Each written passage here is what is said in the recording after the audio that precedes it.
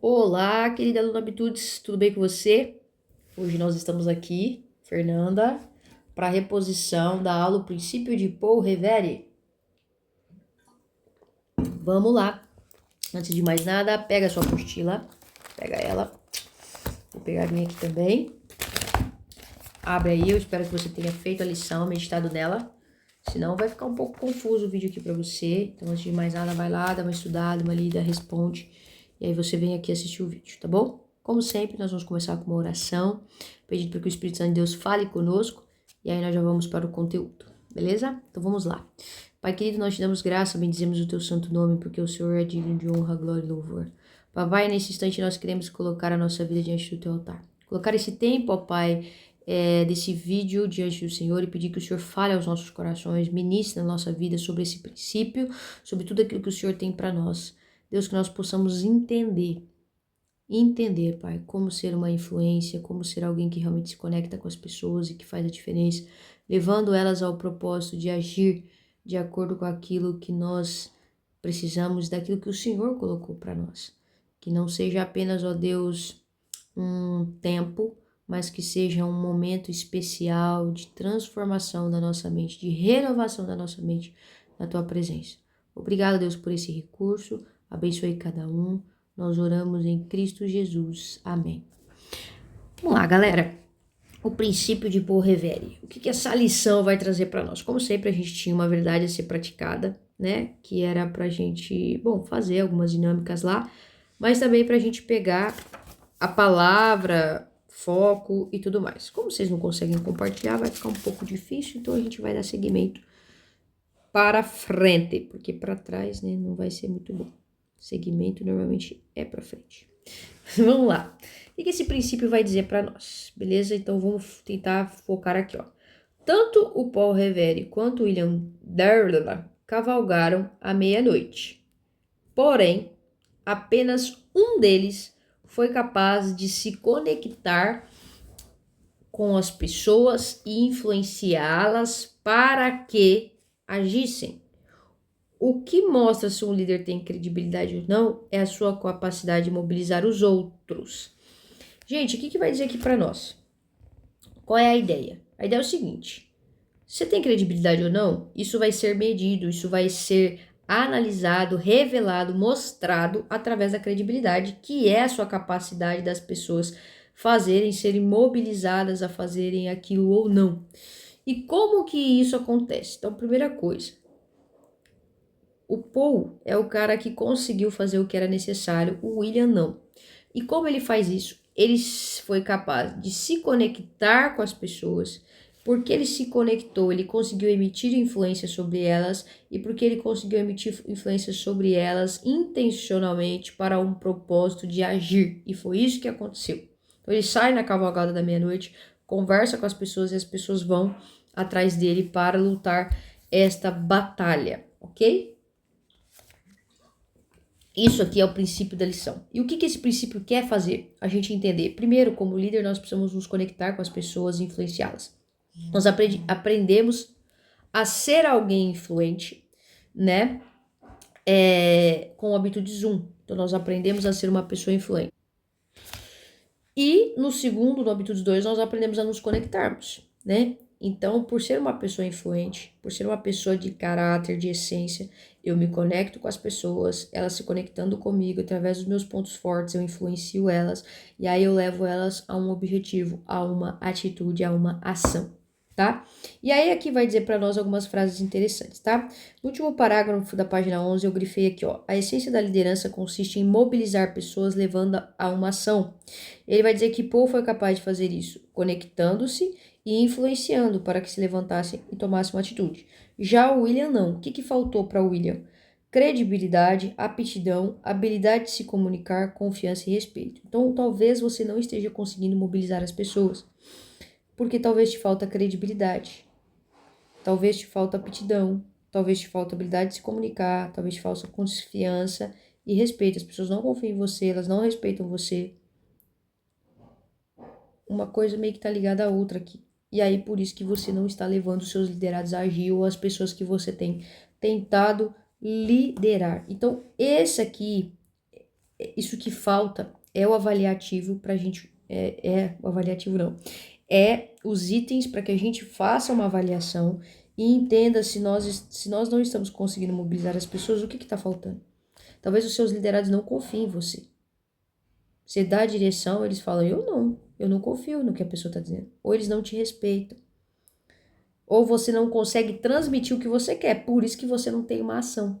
Porque um comunicado, ele normalmente é feito para uma ação, por isso que chamam comunicação. Então, eu comunico para ter uma atitude. Tudo que a gente conversa, normalmente a gente espera uma atitude. Nem que seja uma conversa de consolo para que a pessoa seja consolada, mas toda atitude, toda ação, ela requer uma reação, né? E muitas vezes nós não estamos tendo, porque não estamos sabendo nos comunicar, né?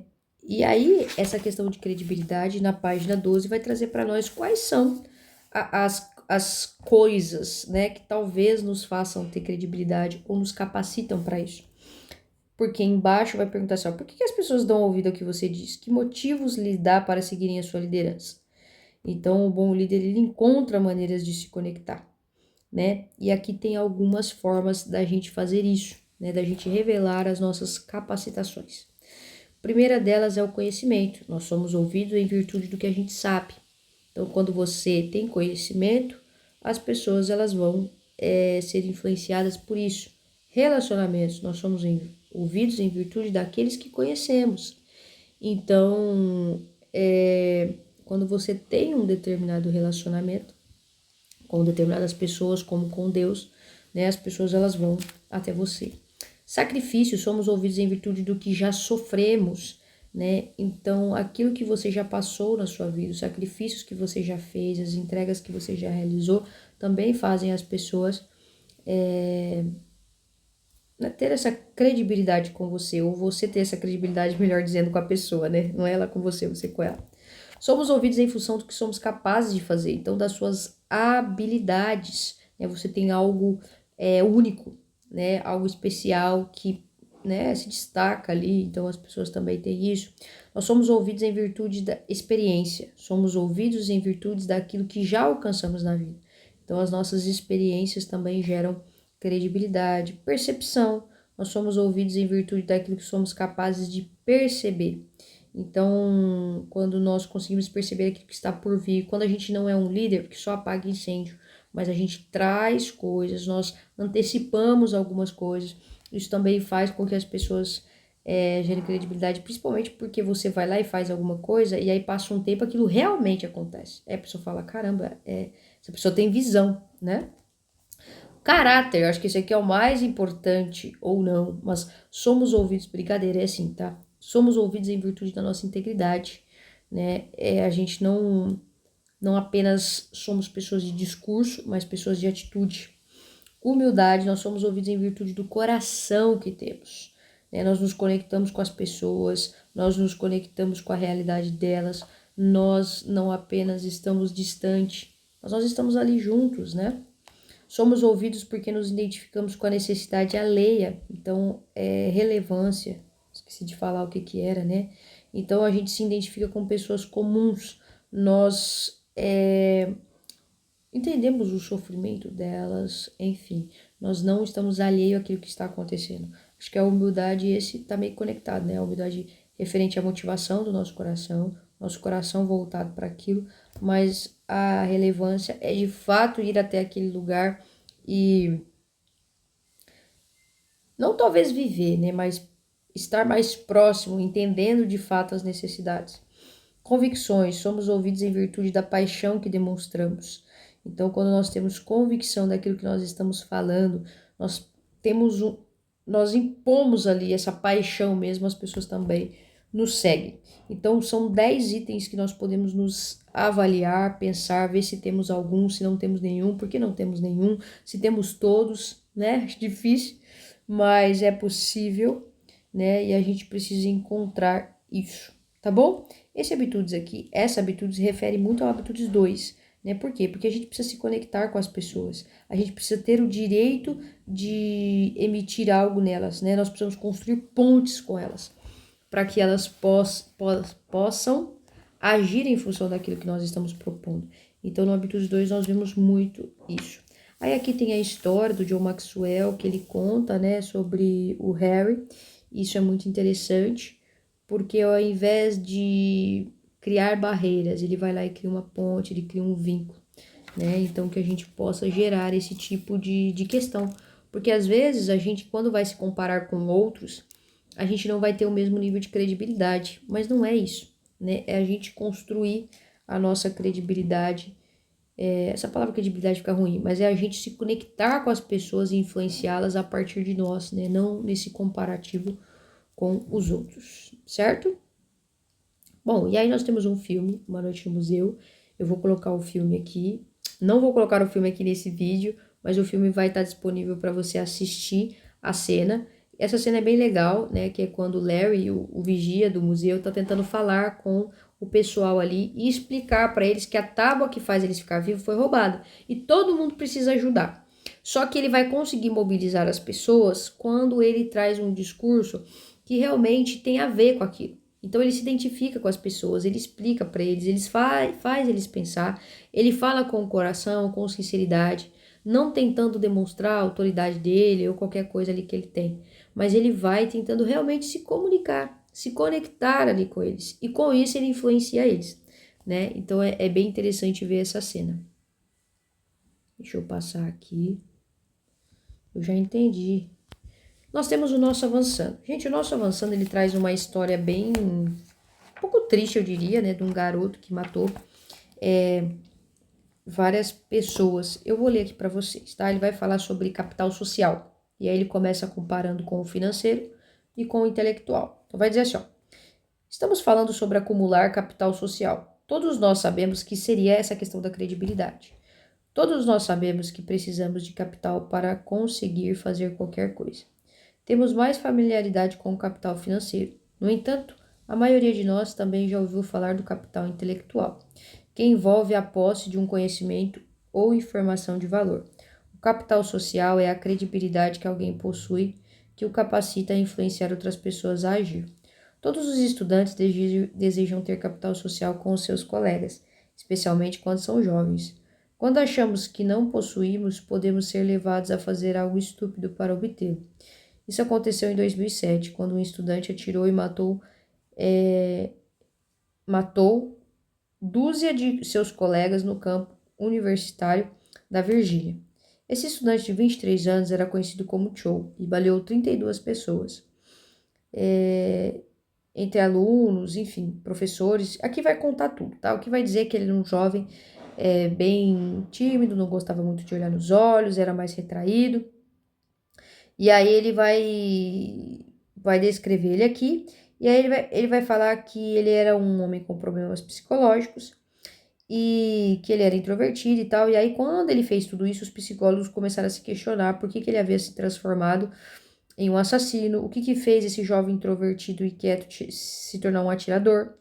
E aí eles descobriram que ele se comparou com dois outros rapazes que também tinham feito isso, um outro massacre, e também se comparou com Jesus. E aí faz a seguinte pergunta: será que ele sofria de delírio de grandeza ou de algo mais comum a todos nós? E aí ele vai falar que ele crê que pelo menos parte da explicação gira em torno dessa ideia de capital social, porque ele fez um bilhete, culpou as outras pessoas, né? E ele fala que a única solução que ele conseguiria ver para resolver isso era matar outras pessoas e a si mesmo, porque aí na sua morte ele ganharia notoriedade. Trazendo essa questão do capital social. Então, resumidamente, tem um jovem que cometeu lá um massacre e tudo isso ele faz porque ele queria realmente chamar a atenção. E aí vai dizer o seguinte: a conclusão é a seguinte: construir qualquer coisa tem um custo. Quando achamos que não temos o que é necessário para construir ou evoluir para onde desejamos estar, nos sentimos inadequados ou inferiores. Achamos que não temos a menor importância. Queremos ter influência, ou seja, capital social. O capital social ele funciona de modo semelhante a qualquer outro capital em um sistema livre de iniciativa. É uma questão de oferta e demanda. Quando a oferta está baixa, a demanda sobe. Quando alguém oferece algo que poucas pessoas possuem, mas muitos desejam ganhar, o capital sobe. Esse algo pode ser habilidade, conhecimento simples ou capacidade de encorajar os outros. No Habitudes 2, sugere-se um princípio que se encaixa bem aqui. Simplificando, o princípio é o seguinte: a liderança cresce quando oferecemos o recurso mais escasso. Quando você oferece alguma coisa que é rara, a sua influência aumenta. Durante as Olimpíadas de Verão de 2008, Michael Phelps, o nadador, fez o que nenhum outro atleta olímpico havia feito. Ele conquistou 8 medalhas de ouro em uma única competição olímpica. Em toda a sua vida, ele havia conquistado mais medalhas do que qualquer outro atleta da história com apenas 23 anos de idade. Veja que interessante. Esse garoto tinha sofrido de TDAH, transtorno de déficit de atenção e hiperatividade, quando era criança, que tinha orelhas grandes e um torso comprido. Agora desfrutava da atenção do mundo. Sua mãe e suas irmãs estavam chocadas porque as mulheres o chamavam de símbolo sexual. O seu rosto estava presente por toda a parte dos Estados Unidos. Por quê? Michael Phelps tinha capital social e as pessoas o ouviam. Então aqui vai falar desse garoto, né, de que esse desejo por atenção, por influenciar as pessoas, às vezes levam algumas pessoas que estão doentes a cometerem loucuras, mas que a gente precisa entender que tudo tem um custo. E para que a gente possa conquistar esse capital social, é uma questão de oferta e demanda. Então a gente vai ter que oferecer aquilo que nós temos, nós vamos ter que realmente nos entregar em algo para termos esse capital social. E aí traz o exemplo do nadador, que se entrega naquilo que ele é bom, que é ser atleta, e ele recebe isso de volta. E como ele é um excelente atleta, ele recebe isso em grande quantidade. E aí tem uma pergunta para a gente refletir sobre isso. Por que você acha que a maioria dos seres humanos deseja influenciar os outros? Quando a gente para pensar nisso, normalmente a resposta é a seguinte: para causar um impacto positivo, ou seja, de alguma forma eu quero te influenciar para o seu bem. Raramente as pessoas querem influenciar para o mal. A maioria das vezes a gente quer influenciar para o bem. E aí o que acontece? Aí surge uma nova pergunta. Por que nos esforçamos para causar um impacto positivo na ação dos outros e persuadi-os a seguir a nossa liderança? Nós queremos causar esse impacto positivo. Mas por que nós queremos fazer isso? E por que nós queremos persuadir as pessoas à nossa liderança, à nossa influência? Nós temos diversas respostas, mas fica algo para você pensar. Ai, perdão. Perdão, gente. Pensar junto. Pensar junto não, pensar sozinho, porque junto não vai dar, né? Mas tem várias formas de pensar isso. Mas nós queremos levar as pessoas a um lugar positivo e nós queremos influenciá-las com a nossa liderança, porque nós acreditamos ter essa capacidade, nós acreditamos que aquilo que nós estamos propondo é bom, leva a algum lugar, né? Ou sai para propor algo para as pessoas porque aquilo era bom, aquilo levava elas a algum lugar. Então a questão é avaliar, né? Se nós não estamos conseguindo persuadir as pessoas na nossa liderança, a seguir a nossa liderança, por quê? Será que nós estamos impactando elas positivamente? Então eu gosto de deixar a pergunta invertida para que a gente faça uma autoavaliação.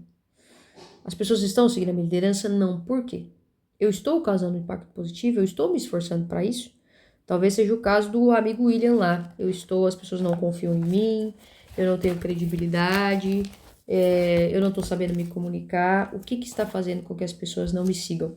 Isso é uma pergunta interessante que eu quero deixar para vocês. Bom, aí nós temos o nosso Consultando a Bíblia.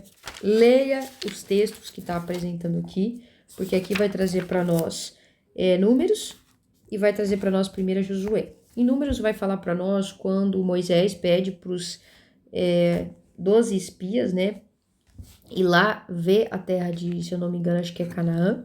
E aí eles vão lá, olha tudo e voltam com o feedback. Josué é um desses que volta. Ele e Caleb dão um feedback positivo, né? Mas os outros 10 não. Os outros 10 vão falar, eu não sei se vão 13, acho que vão 12 mesmo, eu não me lembro. Eu li, mas eu não lembro. Eu sei que eles voltam, e aí Josué e Caleb falam, olha, nós vamos conseguir conquistar, porque o Senhor está conosco, essa terra tem coisas maravilhosas, nós vamos entrar nela. Mas os outros falam, não, a gente vai morrer, tem uns gigantes aí, isso não vai prestar não. E aí o povo não escuta Josué, ou seja, não confia nele, não dá crédito a ele. Mas quando nós vamos para Josué 1, né, o Senhor vai começar dizendo que Moisés morreu e que agora Josué vai tocar o barco. né? E aí Josué vai falando ali, Deus vai falando com Josué, Josué fala com o povo, e aí o povo responde para Josué: ó, nós vamos te seguir. Aquilo que você fizer, nós vamos te seguir, desde que você siga a Deus. E é bem interessante ver isso, vale a pena vocês lerem, acho que é no versículo 18, eu não me lembro, mas eu sei que o povo fala isso. E aí tem uma pergunta: como você acha que Josué cresceu como líder e conquistou o direito de ser seguido? Algumas das respostas foram exatamente essa questão de que ele foi mostrando isso, ele foi servindo ao povo, e por servir o povo, por estar ali, o povo foi ganhando a confiança dele. E para mim, particularmente, eu acho que uma das coisas que fica muito forte é o fato de que ele estava sempre junto com Moisés, ele estava aprendendo, ele já estava fazendo. E aí, quando ele se torna o sucessor, o povo entende que ele vai fazer aquilo que é necessário, né? Então, eu acredito que seja isso também. Aí, virando a página, nós temos ali, vai dizer para nós assim, ó, Colossenses 4:6 nos diz: o seu falar seja sempre agradável e temperado com sal, para que saibam como responder a cada um. Então, ele vai dizer assim, ó, para o cristão, a questão de influência não passa pelo que você vai influenciar de qualquer jeito, e sim pelo como você vai influenciar. E aí, aqui em Colossenses é Paulo escrevendo, então ele fala: Paulo nos aconselha a refletir sobre como devemos tratar as pessoas. De que modo essa colocação pode afetar a nossa influência sobre os outros? Minha mãe tá lavando louça, umas vasilhas aí, não liga com barulho, não. Gente, de várias formas, né? Mas a principal é que o como nós vamos fazer vai fazer muita diferença. Então, nós precisamos saber nos comunicar de uma forma que seja agradável, que seja temperada, né? Por quê? Porque a gente vai precisar fazer isso. E cada pessoa é de um jeito, cada pessoa é de uma forma. Então, nós vamos precisar saber como alcançar aquelas multiformas das pessoas, mas fazer isso sempre de uma forma agradável, porque assim elas vão seguir o que nós estamos dizendo, porque assim a nossa comunicação vai ser efetiva, né? Então, pode afetar no sentido de como que nós vamos fazer isso, né? Sempre tomando cuidado, com atenção, com zelo, não fazendo de qualquer jeito, não se comunicando de qualquer forma. E assim vai, tem outras respostas também que eu não tô me lembrando agora. Nós temos uma reflexão pessoal muito interessante para a gente se avaliar se a gente tem sido, como a gente tem sido como anfitrião, como médico, como conselheiro e como guia turístico. São 4 coisas que o líder precisa ser. Ele precisa saber se conectar com as pessoas, ele precisa saber fazer boas perguntas, ele precisa compreender aquilo que está sendo falado e ele precisa, através disso, conquistar o direito de liderar. E aí ele dá destino, aí ele dá direção, certo? Isso aqui é muito legal. A gente tem uma tarefa, eu vou adaptar essa tarefa para você da seguinte forma: observe nos seus ambientes de trabalho, familiar, enfim, quais pessoas conseguem ser mais influentes e por que você acha que elas conseguem. Então, observa todo mundo, perceba alguém que é mais influente, observe aquela pessoa, veja o que ela faz, que você acha, que você observa, que pode ser que ajude a ser mais influente. Então, por exemplo, você pode falar assim, é a personalidade dela, é o jeito dela, é como ela se comunica, é como ela trata as pessoas, é porque ela é sempre bondosa, é porque ela é sempre educada. E aí você vai analisando o que pode fazer, ou o que ela faz, né? O que pode fazer, não. O que ela faz que faz ela ser mais influente, ok? Bom, eu espero que tenha dado para entender. Eu passei bem rapidinho o princípio, mas eu espero que de alguma forma possa ter te ajudado, tá? Eu vou só revisar aqui com você algumas coisas. Embora todo líder deva influenciar a sua equipe, cada um vai fazer isso de uma maneira diferente. Então a gente precisa entender que cada líder tem o seu estilo. A questão é que nós precisamos influenciar, tá? Devemos mobilizar os membros de nossa equipe de acordo com os pontos fortes de cada um. Então você vai mobilizar as pessoas não de acordo com as fraquezas dela, mas de acordo com os pontos fortes dela, tá? O teste definitivo para um líder é a sua capacidade de mobilizar a sua equipe a agir. Então, o que faz você entender se você tem emitido uma boa liderança, se você tem sido alguém que realmente tem essa credibilidade com a sua equipe, é se elas agem em função daquilo que você tem proposto a elas, tá? Isso aqui é muito importante, gente, se avaliar. Se você não tá sabendo fazer, abre aqui, ó, olha lá, por que o William não conseguia? Poxa, faltou ali para ele algumas questões, será que eu tenho conseguido o respeito das pessoas? Será que eu tenho respeitado as pessoas? Então se coloque nesse lugar avaliativo, para que a gente possa realmente entender. E às vezes você está com uma equipe nova, você pode já entender, se você vai liderar pela primeira vez, você já começa a ir entendendo que você precisa ir criando essas coisas. Quais são os seus pontos fortes?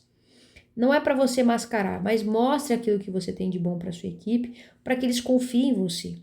E a partir disso você mostre o todo, né? Mas comece deixando claro aquilo que você é bom para que eles também sintam confiança em você. Por um tempo eu pensei assim, não vou mostrar muito meus pontos fortes não, para todo mundo se sentir bem perto de mim. Isso não era legal, por quê? Porque aí as pessoas, elas se sentiam bem realmente, mas elas não confiavam. Elas não entendiam que elas precisavam obedecer algumas coisas porque eu sabia o que eu estava dizendo. E aí eu fui me analisar e aí eu percebi, poxa vida, eu não mostrei o meu lado, os meus pontos fortes. Eu fazia, eu usava, mas não demonstrei isso de forma clara para a equipe, que não é falando, mas é fazendo algumas coisas e falando, você tá vendo isso aqui? Ó, nós vamos fazer isso aqui por causa disso aqui, né? E aí as pessoas vão observando que você entende do assunto.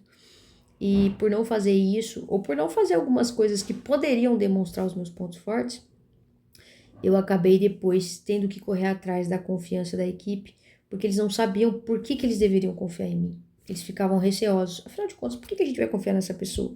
Né? Então, mostrar o nosso lado, os nossos pontos fortes, o nosso lado não, nossos pontos fortes também é importante para que a equipe confie em nós, e assim a gente vai gerando essa credibilidade, essa influência, e cada vez mais eles vão nos conhecendo, e isso vai impulsionando as pessoas a agirem em função, lembrando da lição passada, visão que nós estamos apresentando como um rio e não como uma enchente.